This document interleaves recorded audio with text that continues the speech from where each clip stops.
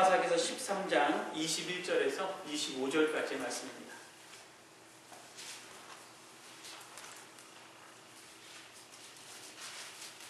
사사기서 13장 21절에서 25절까지의 말씀입니다.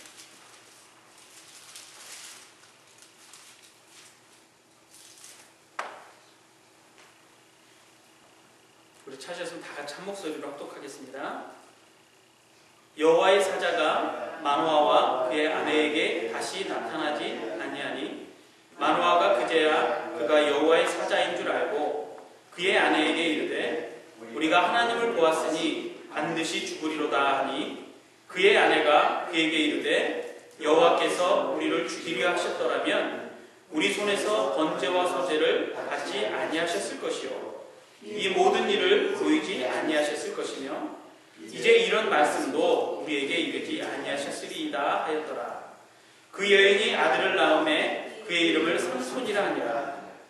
그 아이가 자라매 여호와께서 그에게 복을 주시더니 소라와 에스타올 사이 마한에단에서 여호와의 영이 그를 움직이기 시작하셨더라. 아멘. 하나님 감사합니다. 주의 말씀을 듣는 시간입니다. 비록 부족한 종을 통해서 하나님의 말씀이 선포될지라도 하나님의 음성으로 듣는 자나 또 전하는 자나 들을 수 있도록 은혜 베풀어 주셔서 성령 하나님께서 감동하시는 그런 귀한 말씀의 시간이 될 수 있도록 인도하여 주옵소서. 말씀을 통해서 주의 음성을 듣는 복된 시간 될 수 있도록 역사하여 주옵소서. 감사드리고 예수님의 이름으로 기도드립니다. 아멘.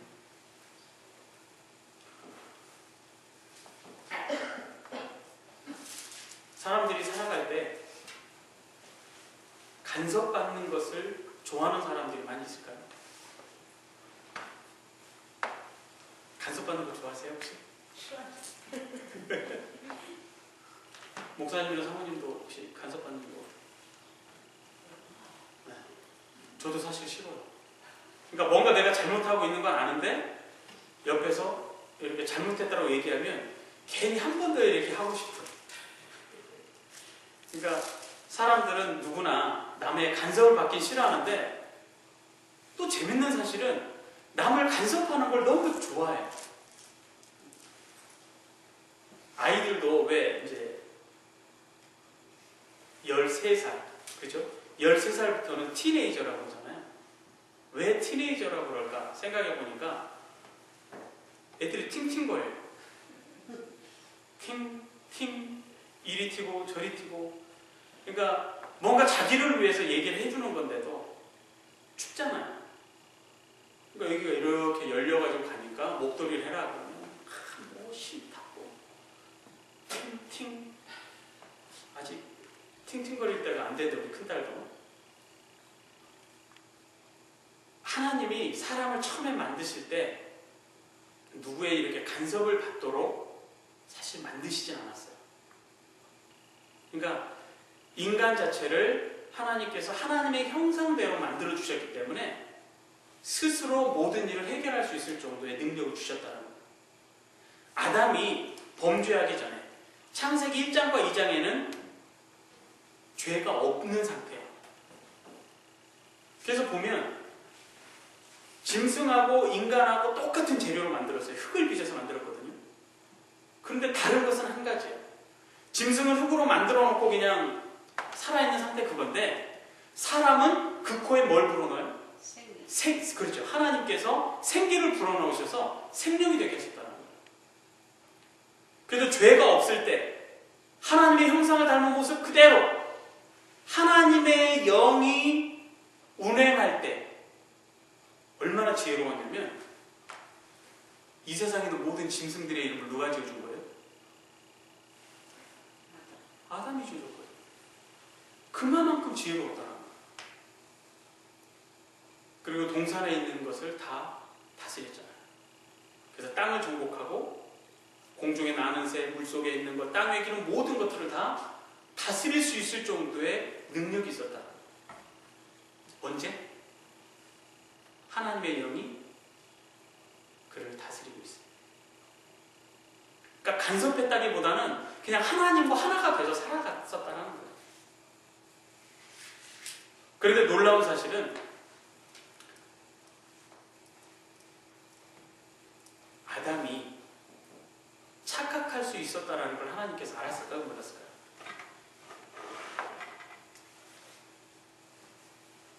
어떤 사람들은 하나님이 왜 선악과를 따먹을 걸 알면서도 선악과를 만들어놨느냐라고 얘기를 하지만 사실 선악과는 아담이 자기 자신이 누구이고 자기가 물론 땅을 정복하고 모든 것을 다 다스릴 수 있는 권한과 능력을 받았다 할지라도 자기가 주인이 아니라는 것을 알 수 있는 장치로 주신 게 선악과.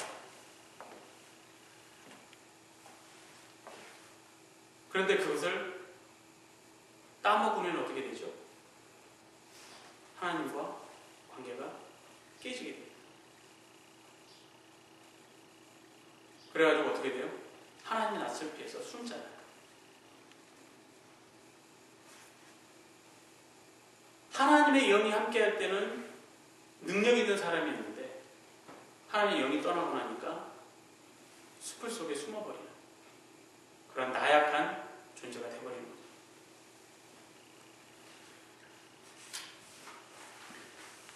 자, 우리는 어떨까요? 인간의 모든 역사는 하나님과 함께 시작됐습니다. 그리고 하나님과 함께 살아야 되는 것이 바로 인간인데 그거를 못했죠. 오늘 우리가 읽었던 이 삼손이라는 얘기도 아담 때로부터 많은 시간이 흘렀지만 결국 다르지 않아요. 인간을 떠났기 때문에, 인간이 하나님을 떠났기 때문에 문제가 됐던 바로 내용들이거든요. 우리가 잘 알고 있듯이 사사기는 죄악의 연속이죠. 아마 한국 속담의 7.8기가 아마 이 사사기에서 나온 게 아닌가. 죄를 지면 하나님 어떻게 해요? 그 죄에 대해서는 보응하시고 징계하시잖아요. 그럼 고통받고 힘드니까 어떻게 될까요? 다시금 하나님을 찾게 되죠. 그래서 하나님 좀 도와주세요. 야, 너희들이 죄 져서 안 돼. 우리가 회개할게요. 그리고 우상들을 깨뜨리고 하나님께로 다시 돌아오면 하나님께서 구원의 은혜를 베풀어 주시죠. 그럼 또 평안하게 삽니다. 근데 다시 어디로 돌아올까요? 평안하다 보면 다시 마치 자기 자신이 잘해가지고 잘 사는 것처럼 착각해가지고 다시금 죄를 짓게 된다는 거죠. 그럼 이 사사기의 얘기만 그럴까요? 저와 여러분들은 어떨까? 좀 생각해봐야 되지 않겠나 싶습니다. 우리도 은혜로 잘 살 때는 하나님이 없이도 잘 살 수 있다는 착각에 빠질 때가 있잖아요. 그리고 회개기도 할 때 이렇게 가끔 보면 재밌는 내용이 있었어요. 저도 그걸 참 해본 적도 있고. 그런데 뭐냐면 나의 죄 때문에 너무 고통당하고 너무 힘들다라고 생각될 때 회개할 거리를 아무리 쳐도 기억이 안 날 때 우리가 기도하는 내용이 있어요. 하나님, 내가 기억하지 못하는 죄까지도 다 용서해 주십시오라고 기도하잖아요. 그만큼 우리가 고통을 당하면 또 어려움 중에 있으면 하나님을 찾게 된다는 거죠. 사사기서의 내용이 바로 그런 내용이거든요. 삼손은 그 사사기에 나오는 12명의 사사들 중에 마지막 사사입니다. 삼손의 얘기가 뭘 얘기하고 있냐면 우리에게 어떻게 살아야 될 것인가를 보여주고 있어요. 그리고 우리의 잘못된 모습들도 보여주고 있습니다. 삼손은 남에서부터 구별된 나실인이었습니다. 나실인은 하나님께 구별된 사람들이거든요. 블레셋 민족에게 40년 동안 고통당하던 이스라엘을 구원하기 위해서 하나님께서 특별히 택한 사람이 바로 삼손입니다. 그래서 하나님께서는 삼손의 부모에게 2번이나 나타나죠. 그래서 나실인의 규례에 대해서 얘기해 줍니다. 그리고 그것을 지킬 수 있도록 하고 또 삼손이 태어나면 그렇게 살 수 있도록 도우라고 얘기합니다. 가르치라고 얘기합니다. 그러니까 얼마나 많은 것을 가르치고 얘기했겠어요. 먼저 좀 나실인의 규례를 한번 생각해보면 이 나실인의 규례가 뭐냐면 하나님께서 아담을 만드셨을 때 뭘 두셨다? 선악과를 두셨다 그랬잖아요. 그러니까 이 선악과는 사실 오늘도 있는 거예요. 뭐냐면 우리가 하나님의 은혜에서 벗어나지 않도록 하는 안전장치, 그것이 바로 선악과인 거죠. 나실인들도 마찬가지죠. 나실인으로 구별했지만 너가 나실인 된 것을 지킬 수 있도록 세 가지를 해라. 첫째가 뭐냐면 포도주나 독주를 마시지 말라. 술 취하지 말라라는 거죠. 그리고 두 번째는 부정한 것을 먹지 마라. 부정한 것. 그리고 세 번째는 머리에 삭도를 대지 마라. 포도주나 독주를 마시지 말라라고 한 것은 술은 사람을 방탕하게 만들기 때문에 그래요. 그래서 사도 바울을 통해서 에베소서에 보낸 편지가 있거든요. 거기에 보면 에베소 5장 18절에 술 취하지 말라 이는 방탕한 것이니 오직 무엇으로 충만함을 받으라? 성령으로 충만함을 받으라.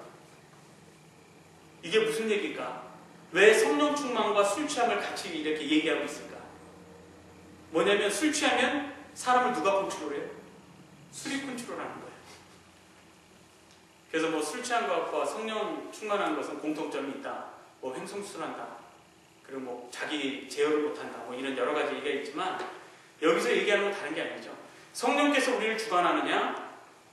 술이 주관하느냐? 근데 술은 뭐냐면 세상의 타락의 근간이에요. 이때 당시는 더더욱 그랬죠. 이때 뭐 인터넷이 있었겠습니까? 뭐가 있었겠습니까? 그래서 술 취하지 말라는 것은 뭐냐면 세상의 쾌락을 쫓지 말라는 거죠. 그리고 두 번째는 뭐냐면 부정한 것을 먹지 말라. 부정한 게 뭐죠? 대표적인 게 바로 사체입니다. 죽은 것. 왜냐하면 죽음이라는 것은 뭐의 결과다? 죄의 결과거든요. 즉 그 근본을 보면 부정한 것을 먹지 말라는 얘기는 뭐냐면 죄의 근본이 되는 것들은 거들떠도 보지 마라. 그 얘기예요. 그게 바로 거룩한 사람들의 삶이라는 거죠. 왜냐하면 죄된 것을 자꾸 찾게 되면 우리가 하나님을 떠나게 되거든요. 그 나실인들이 지켜야 될 바로 그런 것들이었어요. 그리고 세 번째는 뭐냐면 머리 삭도를 대지 말라고 했잖아요. 머리를 깎지 말라. 이 얘기는 우리가 고린도전서 11장에서 바울이 이렇게 설명하는 내용을 보면 알 수 있어요. 남자는 여자의 머리라고 했죠. 대표. 그래서 남자는 머리를 깎고 여자는 머리를 깎지 말라고 하는 거예요. 그런데 왜 나실인이 남자인데도 불구하고 머리를 자르지 말라고 그러느냐? 무엇을 의미할까요? 너가 비록 남자지만 여자의 대표일지언정 너는 너의 뭐가 있다? 주인, 대표가 있다라는 것을 사람들한테 보이는 거예요. 그러니까 남자가 머리를 기르고 다니면 이상한 거죠. 그러면서 딱 보면 저 사람은 하나님께 구별된, 즉 하나님을 주인 삼고 하나님께 구별된 나실인이구나라는 것을 보여주는 것이 바로 머리에 삭도를 대지 말라라는 그런 의미였습니다. 근데 삼손은 어떻게 했을까요? 삼손이 술을 먹었는지 그건 제가 성경을 아무리 봐도 잘 못 찾겠더라고요. 근데 술을 먹었었다라는 정황을 우리가 좀 살펴볼 수 있는 건 뭐냐면 그 14장 10절 한번 보실래요? 사사기서 14장 10절. 블레셋 여인에게 이제 빠져서 결혼하러 가가지고 잔치를 베푸는데, 자 14장 10절입니다. 삼손의 아버지가 여자에게로 내려가매 삼손이 거기서 잔치를 베풀었으니 청년들은 이렇게 행하는 풍속이 있음이더라.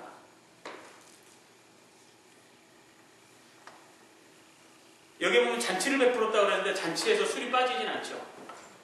한번 술을 먹지 않았을까? 근데 확실한 건 아니에요. 혹시 삼손이 화낼지도 모르죠. 나 술 안 먹었어 얘기할지 모르는데 어쨌든 그러나 잔치를 베풀었다는 거. 그것도 이방 민족의 풍속을 따라서. 그 두 번째, 부정한 것을 먹었을까요? 안 먹었을까요? 이거는 분명히 먹었어요. 성경에 나와요. 그 위에 14장 9절 보세요. 손으로 국꿀을 떠서 걸어가며 먹고 그의 부모에게 이르러 그들에게 그것을 들여서 먹게 하였으나 그 꿀을 사자의 몸에서 떠왔다고는 알리지 않는다. 근데 이 사자가 어떻게 된 거죠? 죽은 다음이거든요. 그 죽은 사자에서 나온 꿀을 먹었으니까 부정한 것을 먹은 거죠. 어긴 거예요. 자, 세 번째는 머리에 삭도를 댔을까요? 안 댔을까요? 됐죠. 들릴라 말까 하는 그 여자. 들릴라. 그 여자의 유혹에 빠져서 거기에 삭도를 댑니다. 그런데 재밌는 것은 뭐냐면 이 삭도를 대기 전에도 삼손은 힘을 썼어요. 그죠? 그런데 들릴라고 하는 얘기를 보면 뭔가 짐작할 수 있는 게 있는데, 우리 16장 17절 한번 보실래요? 사사기 16장 17절.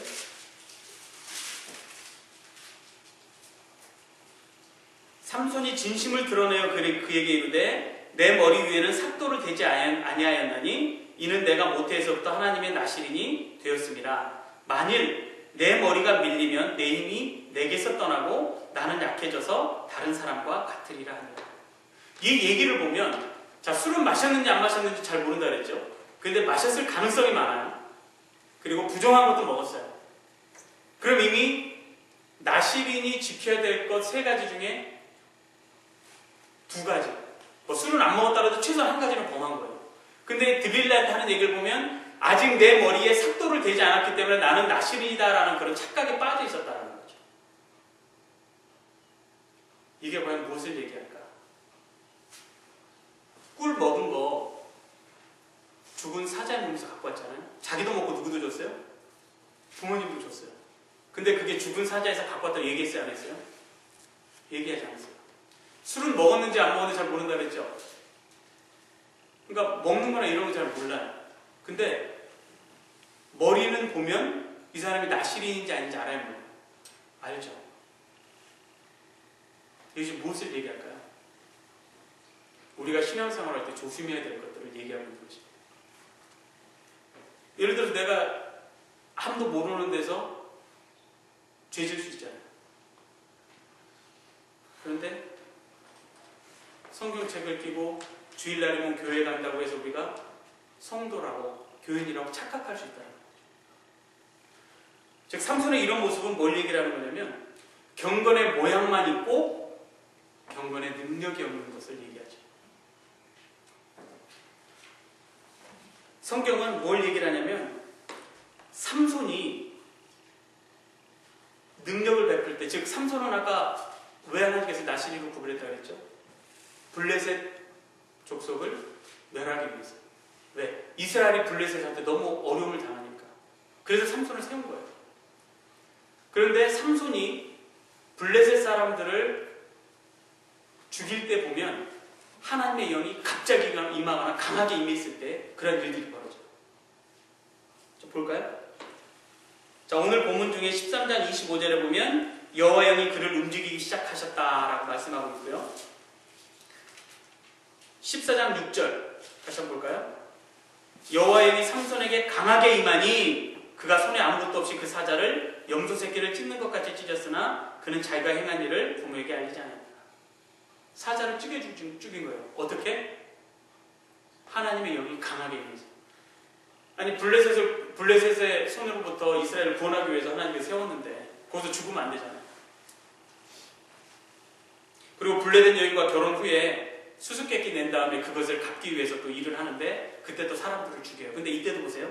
14장 19절이에요.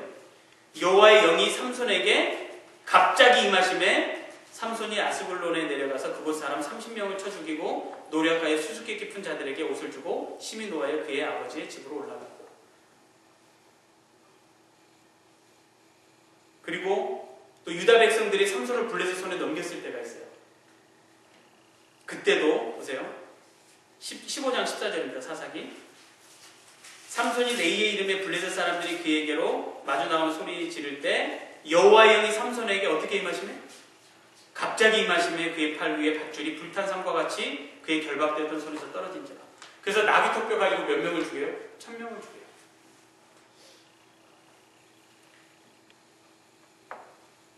그런데 삼손의 이 행했던 일들을 보면 분명 하나님은 블레셋으로부터 이스라엘을 구원하기 위해서 삼손을 세웠는데 이렇게 블레셋 사람들을 죽이는 경우를 보면 자기의 원수를 갚는 일이에요. 그러나 하나님은 그를 사용하셨다는 겁니다. 왜? 하나님께서 목적을 두고 그를 세웠기 때문에. 그러나 그는 경건의 모양은 있었죠. 머리에 삭도를 안 댔으니까 부정한 것을 먹고 술을 먹고 나실이 하지 말라는 걸 다 했어도 머리에 삭도를 안 댔으니까 자기는 나실인이라는 착각을 하고 있었던 거죠. 근데 결국 그가 그 착각에 빠져서 잘못하게 되는 것은 뭐냐? 자기 정욕에 이끌려서 미혹됐기 때문에. 그래서 결국 자기가 힘만 쓰면 된다고 착각하는 거예요. 그러한 모습들을 우리에게 보여주고 있습니다. 디모데후서 3장 5절에 보면 이런 말씀이 있습니다. 경건의 모양은 있으나 경건의 능력은 부인하니 이 같은 자들에게서 너가 돌아서라. 우리도 이러한 착각 속에 있을 수 있습니다. 우리가 교회만 다닌다고 구원을 얻는가? 나는 예수를 믿는 것 같은데 어떻게 믿고 있는가? 이걸 생각해 봐야 된다는 거죠. 교회에 열심히 봉사한다 할지라도, 열심히 헌금하고 11조하고 한다 할지라도 하나님 우리의 심령을 아신다는 거죠. 무엇보다도 성경에 이런 삼손이나 또 삼손 이후에 엘리 제사장도 나오죠. 사무엘도 나오죠. 그런데 보면 성경에 있는 많은 인물들이 우리에게 위로를 줍니다. 완전한 사람이 없다는 거예요. 삼손 보세요. 자기가 잘못했어요. 그러나 여호와 영이 갑자기 임하셔서 하나님의 목적을 이루셨다는 거예요. 세상에는 완전한 사람이 없다는 것을 우리에게 보여주고 있는 것입니다. 저와 여러분들은 완전할까요? 완전하지 않거든요. 그래서 예수님께서 마태복음 7장에 서로 정죄하지 말라고 하잖아요. 판단하지 말아요. 그래서 우리는 하나님의 영이 우리를 움직이게 해야 됩니다. 하나님의 영이 함께하면 아담과 같이 능력 있는 사람들이죠.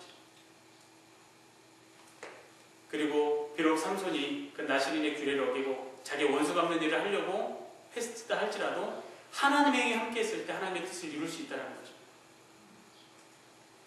에스겔서 36장 26절에서 27절에 보면 또 새 영을 너희 속에 두고 새 마음을 너희에게 주되 너희 육신에서 굳은 마음을 제거하고 부드러운 마음을 줄 것이며 또 내 영을 너희 속에 두어 너희로 내 율례를 행하게 하리니 너희가 내 규례를 지켜 행할지라. 하나님의 영이 있으면 우리가 하나님의 뜻대로 살 수 있다는 거죠. 요엘 선지자는 이렇게 얘기합니다. 요엘서에 보면 2장 28절에 내가 내 영을 만민에게 부어주리니 너희 자녀들은 장래일을 말할 것이며 너희 늙은이는 꿈을 꾸며 너희 젊은이는 이상을 볼 것이며. 성령께서 우리와 함께 하실 때 우리는 세상 사람들이 볼 수 없는 걸 볼 수 있는 것입니다. 성령께서 우리와 함께 하실 때 우리는 하나님의 목적대로 귀한 일을 감당할 수 있다는 것입니다. 세상에 취하지 말고 우리 성령 충만해야 되고요. 죄된 것은 보지도 말고 만지지도 말고 생각지도 말아야 됩니다. 하나님이 나의 주인임을 늘 생각하면서 살아야 된다는 거죠. 그래서 우리가 돌아갈 곳은 십자가밖에 없습니다.